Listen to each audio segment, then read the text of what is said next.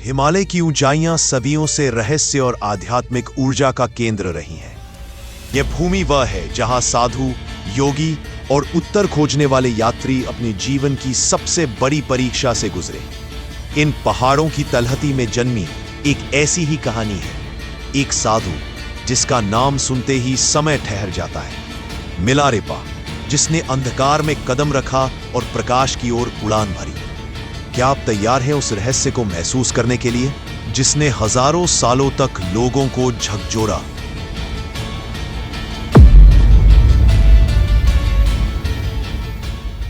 एक 1052 के लगभग पश्चिमी तिब्बत के गुंगथांग प्रांत में एक बच्चे का जन्म हुआ जिसका नाम था मीला थोपगा, जिसका अर्थ था कानों को आनंद देने वाला। उसका बचपन आराम से बीत रहा था, पर नियति ने उसे जल्द ही संघर्ष में धकेल दिया। जब मिलारेपा सिर्फ 7 वर्ष के थे, उनके पिता का देहांत हो गया। उनके पिता के मरने के बाद उनके चाचा और चाची ने सारे परिवार की संपत्ति छीन ली। मिलारेपा उनकी मां और बहन पर अत्याचार होने लगे। यह अत्याचार उनके जीवन का पहला बड़ा मोड़ बन गया। उनकी मां अपमान और कष्ट से त्रस्त ने मिलारेपा को सलाह दी कि वह काले जादू की शक्ति सीखकर अपना बदला ले। यह पहली बार था जब उसने अपने जीवन की दिशा बदल दी। इसका परिणाम भविष्य में कहीं गहरा असर डालेगा। मिलारेपा ने काले जादू, ऋषियों के रहस्य और तंत्रिक प्राणियों की विधियों को सीखना शुरू किया। उनकी साधना इतनी प्रभावशाली थी कि उसने अपनी शक्ति का उपयोग अपने चाचा और चाची के घर को ध्वस्त करने के लिए किया, जिससे कई लोगों की मौत होती है और गांव वाले उससे डरने लगे। शक्ति प्राप्त हो गई, पर परिणाम विनाशकारी थे। मिलारेपा ने महसूस किया कि उसकी क्रोध और नफरत से जीवन में शांति को नहीं ला पाया। उस घाव ने उसे भीतर से बदल दिया और एक नए मार्ग की तलाश का बीज रोपण इसी समय हुआ।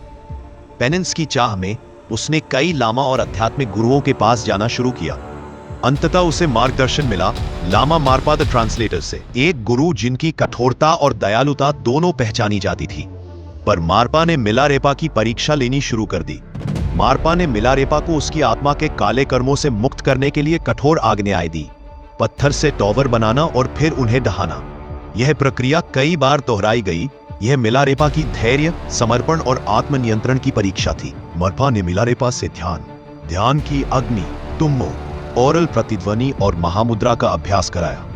यह केवल कड़ी मेहनत नहीं थी, यह आत्मा को निर्मल करने की प्रक्रिया थी। मारपा ने मिलारेपा को पहाड़ों में विलासहीनता से परे साधना का आदेश दिया। वह अकेले एकांत में गया, जहां न दुश्मन थे न भीड़, केवल उसके मन की गहराइयां और उसकी तपस्या। एकांत में मिलारेपा ने वर्षों तक ध्यान किया। उसने सिर्फ ऊंटों के कांटे का सूप पिया और कठिन साधना की। उसे हरी त्वचा वाला योगी कहा जाता था, क्योंकि उसके शरीर पर नेटल खाने से हल्का हरा रंग चढ़ गया। दिन और रात का भेद मिट चुका था। मिलारेपा की दुनिया अब सिर्फ ध्यान, मनन और शांति थी। हर सांस उसकी साधना का हिस्सा बन गई। उसका मन ऊर्जा और आत्मज्ञान की ओर बढ़ रहा था। उसने अपने भूतपूर्व पापों पर गहरा ध्यान लगाया और धीरे धीरे क्रोध की लपट बीजने लगी। उसका मन स्थिर और शांत हो गया। यह पहली असली सफलता की शुरुआत थी। मिलारेपा ने अनुभवों को गीतों और कविताओं के रूप में व्यक्त करना शुरू किया। ये गीत साधना की गहराई और साधक की शांति की प्रेरक कहानियां थे। उनकी मधुर आवाज और शब्द आज भी गूंजते हैं। कुछ शताब्दों बाद भी वह अब केवल एक साधु नहीं था, बल्कि एक आध्यात्मिक कवि, गुरु और मार्गदर्शक बन चुका था। उसकी शिक्षाएं गहरे अर्थ और रहस्य से भरी थीं। लोग उसके पास जाने लगे। मिलारेपा ने कई क्षेत्रों में गुफाओं में ध्यान किया, लापची, चुबर, ड्रकर, तासो आदि स्थानों में। पहाड़ों की कठिनाइयां उसे परेशान नहीं करती थी, बल्कि उसकी साधना को और तीव्र बनाती थी। मिलारेपा के शिष्यों की संख्या बढ़ी। उनमें गांपोपा जैसे महान योगी भी शामिल हुए। उन्होंने मिलारेपा की शिक्षाओं को आगे बढ़ाया और काग्यू परंपरा को विश्व में स्थापित किया। मिलारेपा की जीवनी में माउंट कैलाश की तीर्थ यात्रा का उल्लेख मिलता है, जहां वह ध्यान प्राप्ति के लिए गया। यह यात्रा केवल भौतिक नहीं थी, यह आध्यात्मिक आत्मा का एक गहन सफर था। कई दिनों तक वह कैलाश की पर्वत श्रृंखलाओं में रहे, अपनी साधना को और अधिक गहरा करते हुए। यहाँ उसका मन स्थिर, शांत और उल्लसित था, जैसे हिमालय खुद उसके ध्यान में शरीक हो रहा हो। मिलारेपा की शिक्षाएं सिर्फ उसके युग तक सीमित नहीं रहीं, बल्कि उन्होंने कई पीढ़ियों को दीप दिखाया। उनके गीतों का हर शब्द आज भी बुद्धियों को प्रेरित करता है। उनकी आत्मा हिमालय की चट्टानों में गूंजती है। मिलारेपा की साधना ने उसके भीतर भय को शांति में बदल दिया। जहां पहले क्रोध था, वहां आज ध्यान की गहराई है। उसकी आत्मा अब प्रकाश की ओर अग्रसर थी। अंधकार कहीं खो चुका था। उसने सिखाया कि जीवन का अर्थ भौतिक वस्तुओं में नहीं, बल्कि अंतर्मन की शांति, आत्मज्ञान और सेवा में है।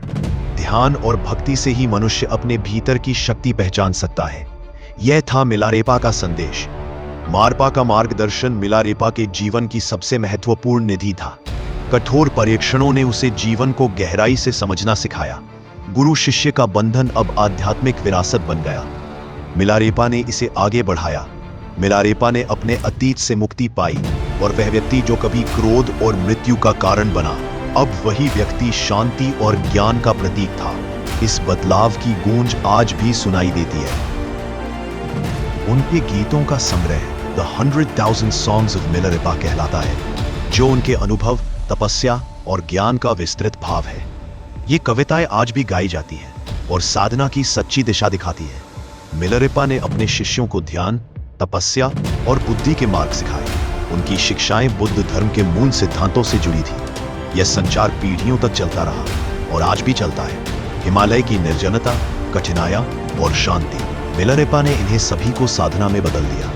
जहां पहले भय था, वहां आज धैर्य है, और जहां शंका थी, वहां विश्वास है। 1123 में मिलारेपा ने निर्वाण की प्राप्ति की। उनके शरीर के जाते समय इंद्रधनुष और रंगीन बादल प्रकट हुए, जो उनके महात्म्य और शांति का प्रतीक थे। उनका जीवन एक प्रेरणा बन गया। मिलारेपा ने सिद्ध किया कि कोई भी व्यक्ति, चाहे उसके कर्म कितने भी बुरे क्यों न हो, ध्यान, तपस्या और गुरु भक्ति के मार्ग से शुद्ध और मुक्त हो सकता है। यह संदेश आज भी जीवित है और विश्व भर में श्रद्धा से स्वीकार किया जाता है। यह कहानी एक साधु की यात्रा का चित्र है, जो तिब्बत के समीप जन्मा, क्रोध से भटक गया, पर अंततः प्रकाश, शांति और मोक्ष को पाया। मिलारेपा की यात्रा वह प्रेरणा है जो हमारे भीतर के अंधेरे को प्रकाश में बदल सकती है। मिलारेपा की यह यात्रा सिर्फ एक साधु की कहानी नहीं थी, यह थी अंधकार से प्रकाश तक पहुंचने की वो राह, जिसे केवल वही समझ सकता है जो भीतर की आग को शांत करने का साहस रखता हो।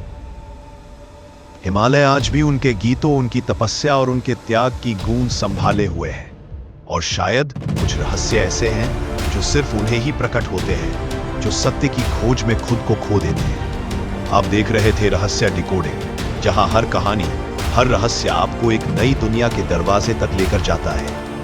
अगले रहस्य में फिर मिलेंगे। तब तक खोजते रहिए सवालों के पीछे छुपी सच की परछाइयां।